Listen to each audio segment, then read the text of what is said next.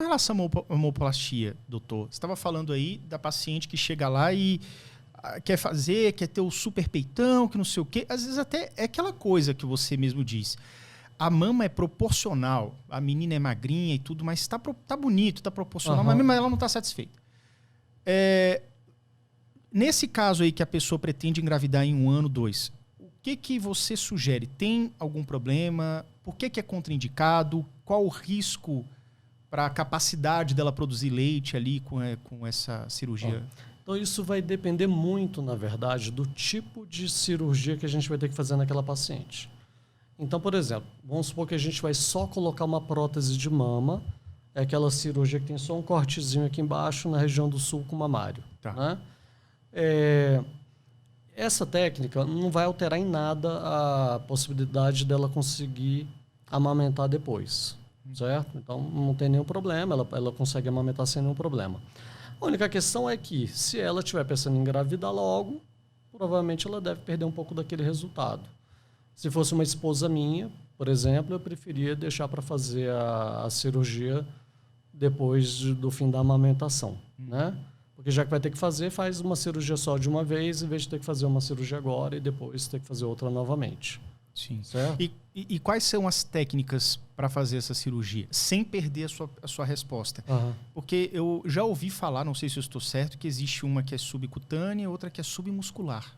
Então é o seguinte, para colocar prótese, ela pode ser colocada pelo sulco mamário, que é a dobrinha da mama, periareolar, que seria uma meia-lua na parte de baixo da areola, ou pela axila, tá?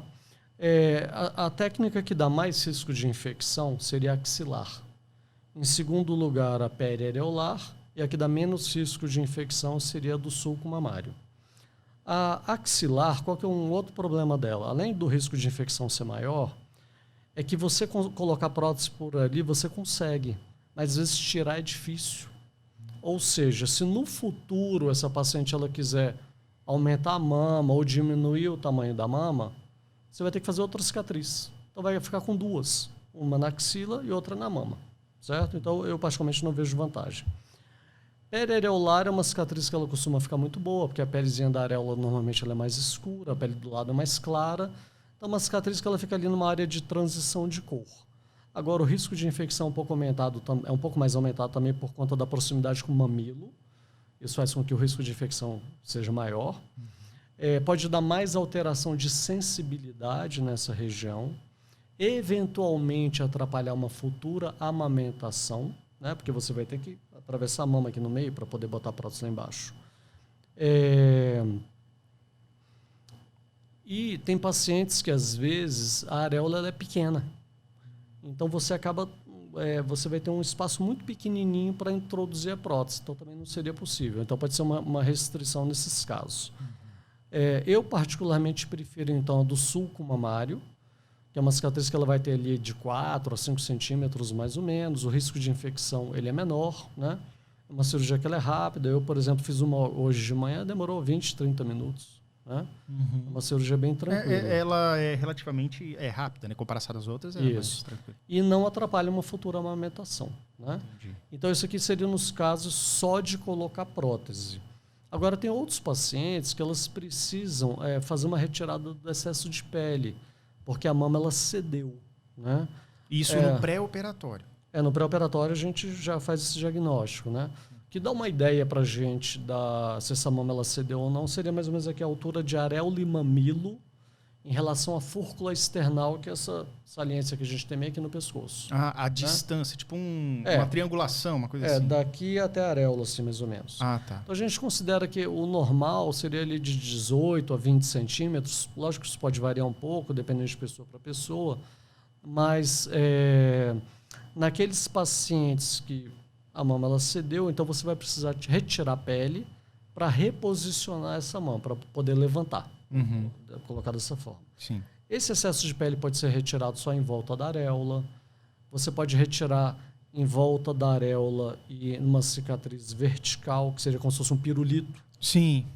Às vezes você pode fazer isso e acabar como se fosse um L.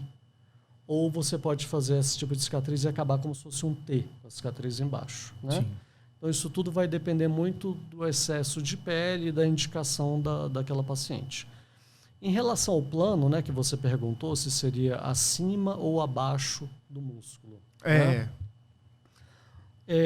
Eu, particularmente, prefiro colocar próteses acima do músculo. Tá?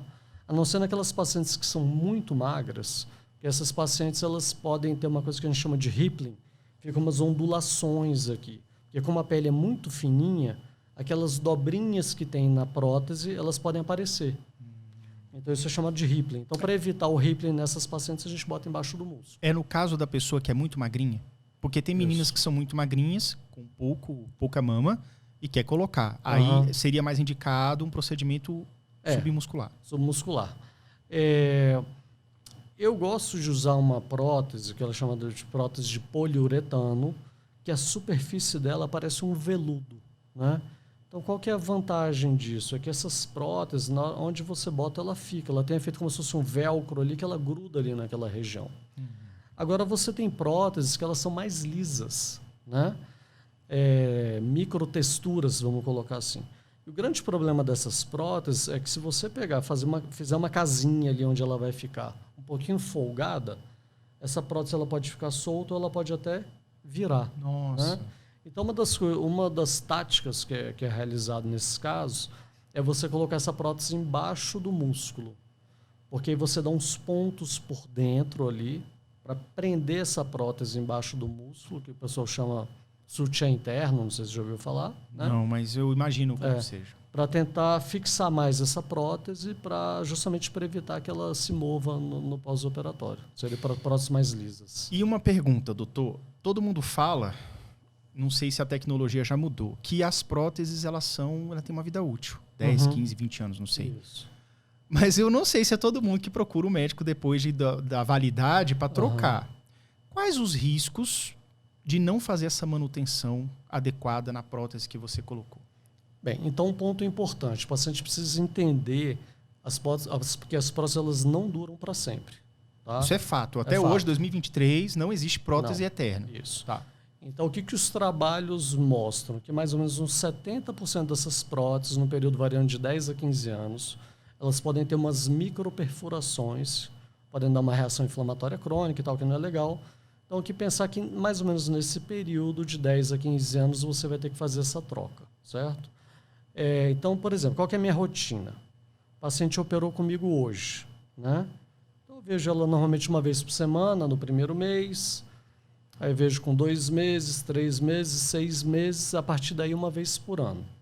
Quando essa paciente ela vai voltando uma vez por ano, a gente sempre deve fazer uma ecografia mamária ou uma mamografia, dependendo da idade de cada caso. Né? E é recomendado também que a cada 5 anos, essas pacientes elas façam uma ressonância com contraste das mamas, que é um exame que para melhor avaliação da prótese de mama. Entendi. Né? E botar na conta aí que mais ou menos um período entre 10 a 15 anos, aproximadamente, o ideal seria que fosse realizada essa troca. Entendi. Existe algum risco Porque eu nunca toquei numa prótese, mas nos vídeos que eu já vi, parece que é um balãozinho de água. Essa é mais ou menos a impressão. Aquilo ali dentro é um gel ou aquilo ali é uma textura, tipo um pão de queijo, tipo assim, não é que você abre que o fluido vai vazar. A pergunta é, risco de romper aquilo ali, de dar um furo na prótese e vazar silicone para dentro de você. Isso existe, doutor? Como é que é esse risco? Então o que acontece? Você tem basicamente 3 tipos de prótese. Você tem uma prótese chamada de texturizada, que ela teria uma superfície assim, um pouquinho rugosa. Você tem prótese de microtexturas, que ela é rugosa, mas ela é mais fininha, mais lisa, vamos colocar assim. E tem aquelas que eu lhe falei que é de poliuretano, que a superfície parece um veludo, certo? Então, a única coisa que muda nesses 3 modelos de prótese é a superfície. Agora, lá dentro é todo mundo igual, certo? Que é um gel de silicone de alta coesividade. O que quer dizer isso? Quer dizer o seguinte, se eu tiver com uma prótese aqui na minha mão, eu apertar ela, o gel ele sai um pouquinho, mas na hora que eu solto, ele volta. Entendeu? Onde é que eu estou querendo chegar? Que não tem risco desse silicone ele vazar ou ele se espalhar pelo restante do corpo. Como uma bexiga d'água que estourou e vai vazar ali loucamente. Né? Então ele ficaria, mesmo que rompesse, vai ficar restrito ali àquela região. E tem um outro detalhe, sempre que a gente coloca a prótese, o organismo ele forma ao redor do silicone uma cápsula, certo? Isso em todos os casos. É como se fosse uma reação de corpo estranho. É tipo uma ostra. Você coloca um corpo estranho, ele vai tentar isolar aquilo ali. Exatamente. Entendi. Então, você tem a prótese ali no meio, ele forma como se fosse uma cápsula ali em volta que isola aquilo. Então, mesmo que essa prótese ela se rompa, vai ficar todo mundo preso ali dentro, entendeu? Então, não tem risco disso espalhar para outros lugares. Entendi.